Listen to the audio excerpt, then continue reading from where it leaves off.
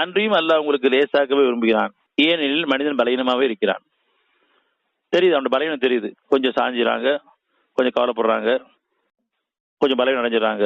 அதனால நம்ம எல்லாம் மன்னிக்கிறான். இன்னும் மன்னிச்சு தான் இருக்கான். மன்னிச்சு நம்மளை தெளிவுபடுத்தியே இருக்கான், உறுதிப்படுத்தியே இருக்கான். படிப்படியா உறுதிப்படுத்திட்டு இருக்கான்.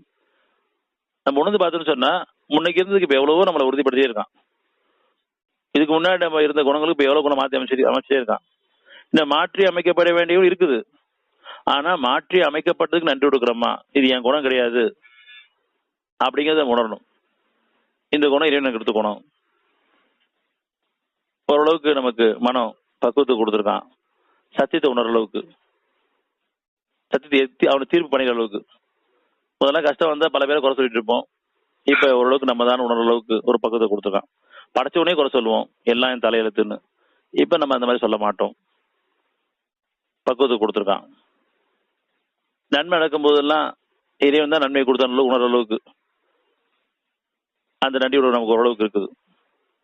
இறைவன் தான் நன்மை கொடுத்துருக்கான். கஷ்டங்களுக்கெல்லாம் காரணம் தான், நன்மைக்கெல்லாம் காரணம் அவன் மட்டும்தான் அப்படிங்கிற அளவுக்கு உணர்வு பக்குவத்தை கொடுத்துருக்கான். படிப்படியா சரிங்களா. அதையும் தாண்டி போய் நம்ம குறை சொல்லிட்டாலும் அதுக்கு ஒரு சூழ்நிலை உருவாக்கி மறுபடியும் அவன் திருப்பிடுறான். பாதுகாப்புள்ள வாழ்க்கை. இப்ப நமக்கு இந்த பாதையில எவ்வளவோ வீணான காரியங்கள் விலக்கியிருக்கான். அது நமக்கு பாதுகாக்கப்பட்ட வாழ்க்கை.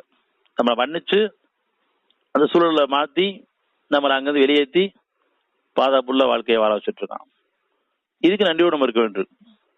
இன்னும் அதிகமான நினைவுற வேண்டும். ஆனாலும் நினைவுகள் குறையும் பொழுது கஷ்டம் திருப்பி வரும். ஒரு நிலையிலிருந்து ஒரு நிலைக்கு உயர்த்தி கொண்டு போகும்போது அங்கிருந்து இன்னும் அவன் நினைவுகள் அதிகரிக்கணுமே வெளியே குறையக்கூடாது. சரி, அப்படி குறைஞ்சிட்டாலும் அதை உணர்ந்து மன்னிப்பேர் மேல் விரும்பிடணும். இன்னும் குணங்கள் மேன்மடையணும். மறுபடியும் ரொம்ப காந்து போயிடக்கூடாது.